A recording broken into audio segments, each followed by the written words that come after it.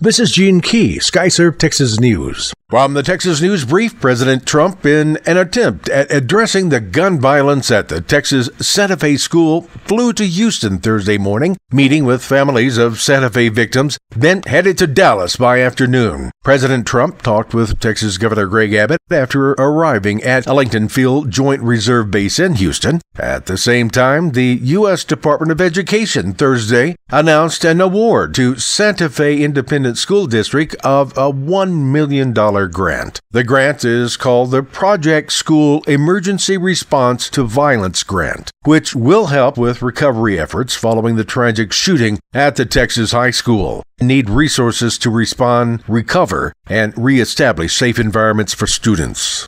From the You Do the Crime, You Do the Time file, Montgomery County sentenced a man to 75 years in prison for multiple crimes involving victims of Hurricane Harvey. 41-year-old Todd Parker Newworth was arrested in September 2017 by Splendora police. He was initially stopped for speeding when authorities found a digital scale containing methamphetamine residue, as well as 3 scanners, blank checks, employment applications, credit cards, and numerous additional pieces of identifying information. His booty mostly from individuals whose homes or places of business destroyed as a result of flooding during Hurricane Harvey. Newworth charged with fraudulent possession of identifying information and tampering with a government record. The state showed Newworth had no fewer than 12 previous felony convictions. A jury found Newworth guilty of his current charges on May 25th and given 2 current sentences of 75 years in prison.